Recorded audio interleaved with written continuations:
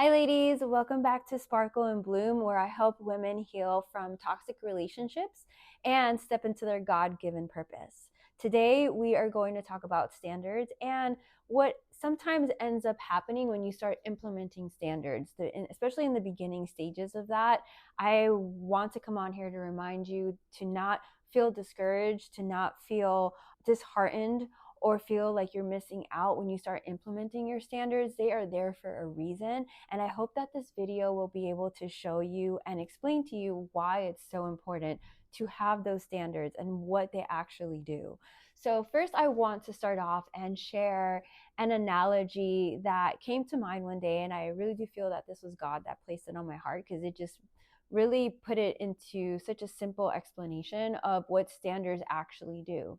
And I call this the bug zapper analogy. So imagine that you have a house and you have a front porch, and all of a sudden in your front porch, all these bugs start coming in. And next thing you know, they're creeping in through your front door and they start to infest your house. There's just bugs everywhere and it's really annoying, and you feel invaded. You feel your privacy has been compromised. So you end up buying a bug zapper and you place it right on your front porch, right in front of your front door. And before you know it, all the bugs, they stop coming into your front porch, and all the bugs stop coming into your house, your sacred place, your safe place.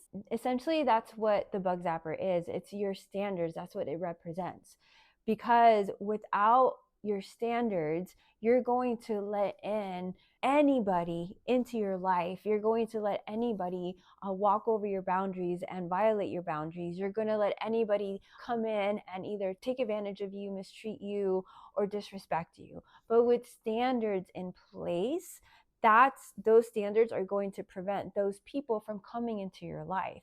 Because when you have firm standards enforced, you will not allow bad behavior. You will not allow disrespect. You will not allow mistreatment. You will not allow manipulation, gaslighting, love bombing. You will not allow any of those things that were once prevalent in your life to come into your life anymore. And that will all happen as you start to heal, as you start to build up your confidence, your self-worth. You implementing standards is just like, it's a given. It comes with all that. So if you think of standards as a bug zapper to prevent bugs, which could be manipulation, mistreatment, abuse, disrespect, those are your standards. Your standards are that bug zapper to prevent all those things from coming into your home, into your safe space. If we don't have standards, we run the risk of allowing those things into our lives. But with standards in place, you will always have something to fall back on. That will be your foundation on how you want to be treated, on what you will allow in your life. Your standards are going to be that firm foundation that you will always fall back on. And if you ever have to question something, if you ever have to question someone's character, someone's behavior, someone's actions towards you, you will always have those standards to fall back on, because you know that you do not deserve that type of treatment, that type of behavior. You don't deserve to be love bombed. You don't deserve to be manipulated. So your standards are in place to prevent all that from happening. Standards are not something to be toyed with. Standards are not to be used to threaten people, to give them an ultimatum. No, your standards are there to prevent you from being mistreated, disrespected, abused. A lot of times when we come out of toxic relationships, we were either mentally, emotionally, or physically abused, and your standards are there to prevent that from happening. Now, in the beginning, when you start to implement standards, it might seem like it's difficult, especially if it's something that you've never done before. And that feeling is completely normal, and it will subside. The more you practice enforcing and implementing your standards and not compromising them, the easier it will get. It is normal to second guess yourself. It is normal to start the thought process of like, well, maybe this is a one-time thing. And yes, when it comes to your standards, if someone blatantly disrespects you, that should be a hard no. Like, sometimes it's very black and white. And that's why in the beginning stages of dating, it's so important to get to know the person and see if there is a pattern of behavior, if there is a pattern of mistreatment, of manipulation, of gaslighting, before you decide, like, you know what, this person isn't for me. Sometimes somebody does one thing and you're like, oh no, that is a hard no, that's a hard pass. With practice and with standing for yourself and learning to follow your intuition, that all comes with healing. And I'm not saying that this will happen right away. Sometimes this happens throughout your healing process. And that's why it's so important to go through it, because you start building your self-worth. You start to learn what is your intuition and what is not your intuition. And you start to follow that feeling, that inclination. You start to listen to your body. You start to listen to the Holy Spirit. You start to listen to God, like whether or not somebody is for you or not. I want to say that once you've taken the time to heal, once you've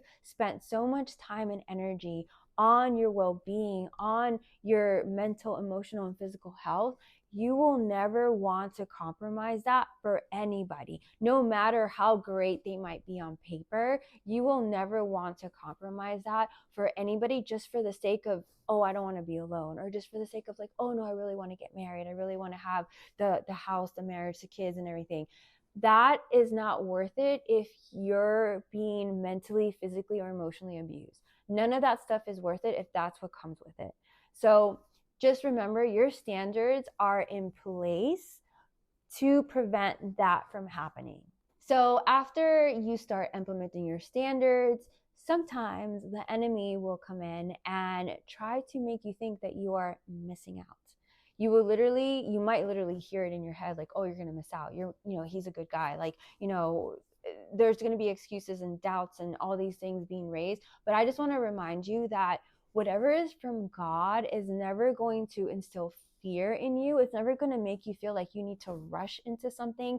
God will never push you, or he's never going to make you feel like, oh, you're running out of time. You don't, like, you need to go ahead and marry this person or be with this person, even though they are mistreating you, or even though there's red flags coming up. You don't want to disregard those warning signs.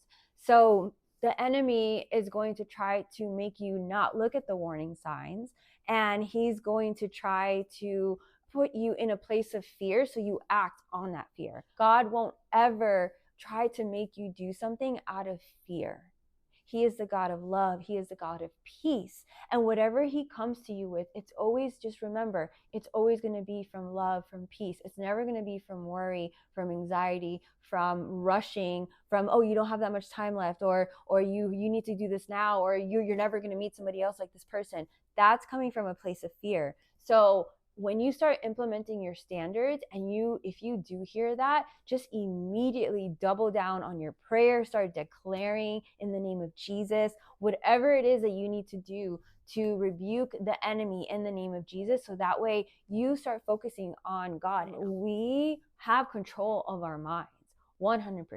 The enemy wants us to think that we don't have control of our minds, but we do. So immediately, if those thoughts start coming, you submit those to God. Like, that's how you take thoughts captive. You take, God, I don't want these thoughts anymore. I submit them to you. You give it to him, and he will do what he needs to do with those thoughts. The enemy is going to try to put these thoughts in your head, so you do go with, of course, like, somebody that's not for you. The enemy wants you to be with that person, because he knows that person is not for you, is not good for you. So of course the enemy is going to try to sway you to go to that person, right? But God will never do that. God is a God of peace, a God of love. So he's going to be coming from those places. So just know, if it is a peaceful voice, if it is a loving voice, you will know the difference. And usually, sometimes it's not even in your head. Sometimes it's here that God speaks to you, like in your heart, in your soul, in your spirit. So I just want to remind you that you might get opposition from the enemy to try to convince you to not place your standards. But listen, God doesn't want you to be a footstool. He doesn't want you to be a doormat.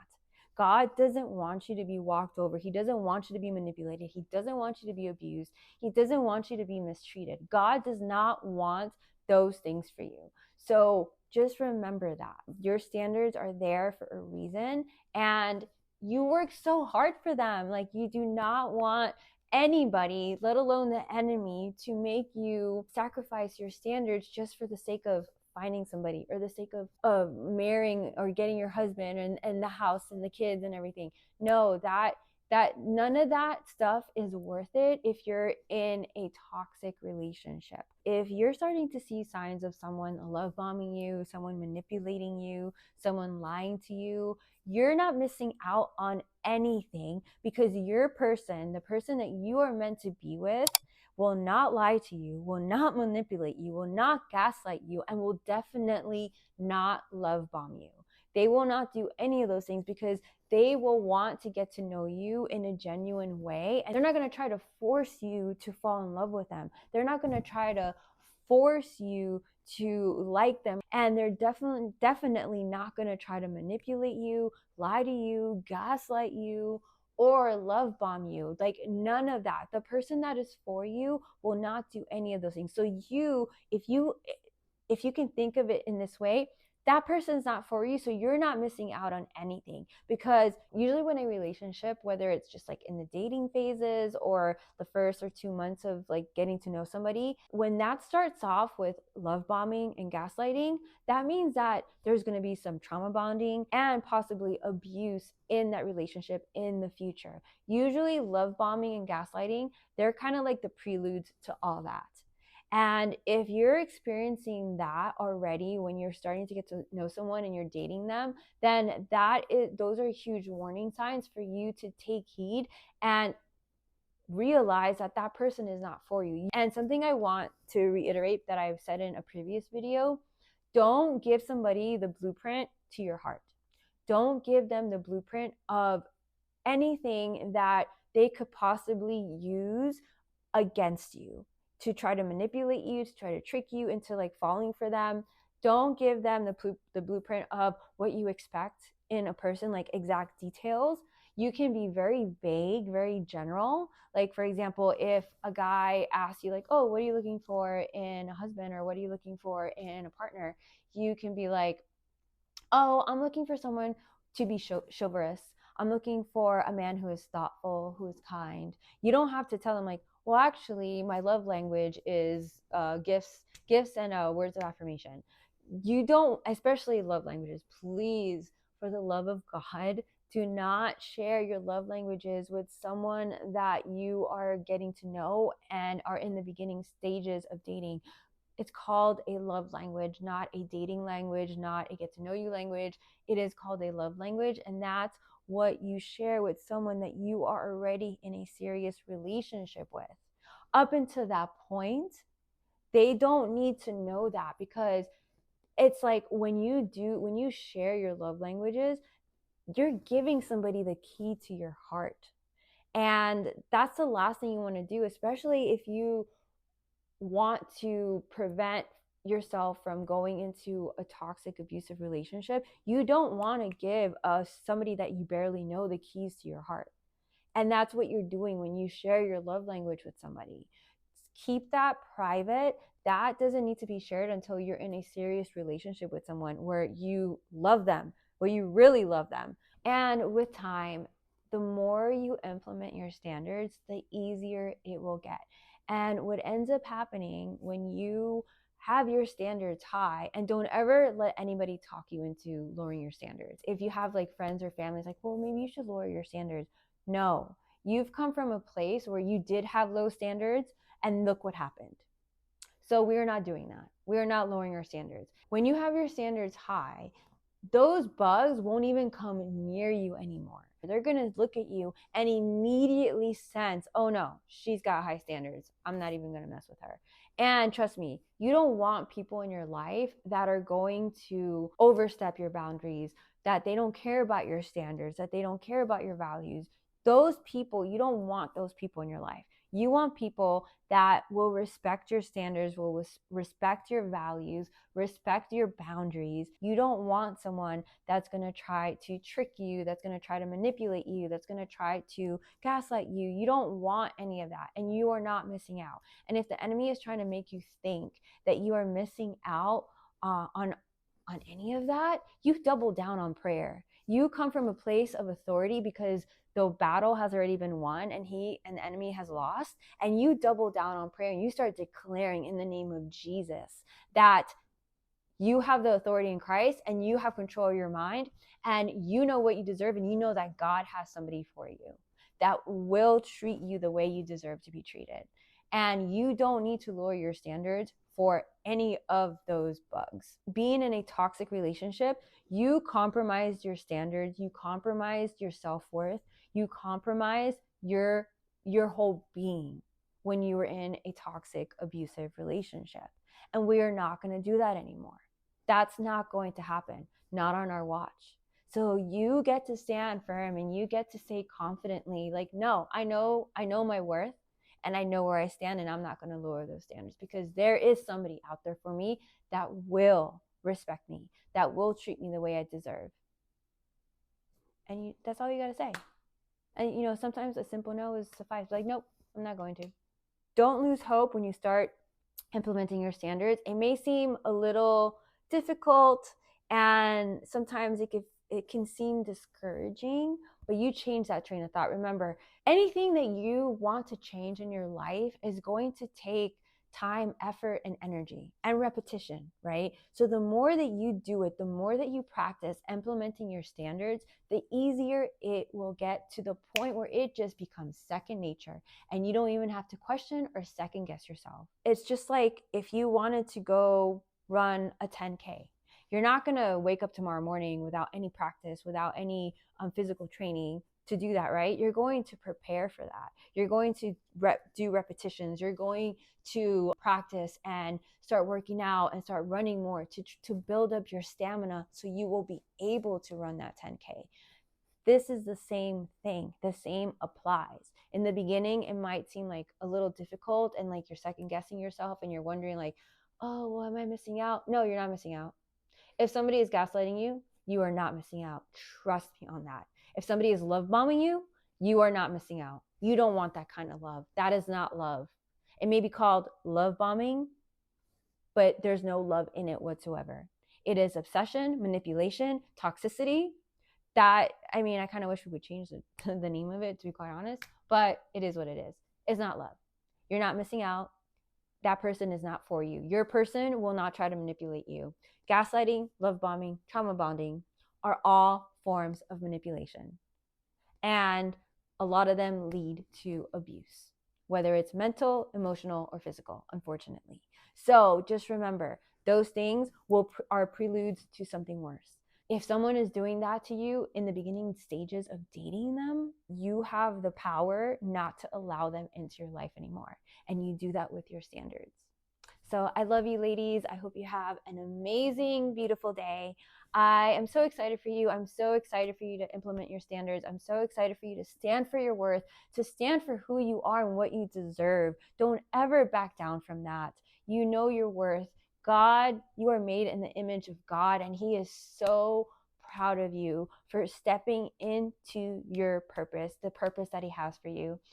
I want to say a little prayer for you, ladies. If you don't want to listen to the prayer, that's fine. You can cut this off, but if you do, here we go. Heavenly Father, thank you so much for the women on the other side of the screen, Lord God, in the name of Jesus, Lord. I ask that you send your guardian angels to surround them, Lord God, that you give them the strength that they need, Lord God, to implement their standards, to stand up for their worth, Father God. Heavenly Father, in the name of Jesus, Lord, I plead the blood of Jesus over them. Lord God, I pray for clarity. I pray for confidence, for courage, that you fill them with your confidence and courage, so that way they can step forward in the purpose that you have for them, Lord God. And also, Father God, that they can implement their own standards, Lord God, their bug zapper, to prevent those bugs from coming into their lives. In Jesus' mighty name, amen. If you are interested and ready, please check out my website, sparkleandbloomcoaching.com. I love you, ladies. God absolutely adores you. I hope you have an amazing, fabulous day, and I will see you next time. Bye.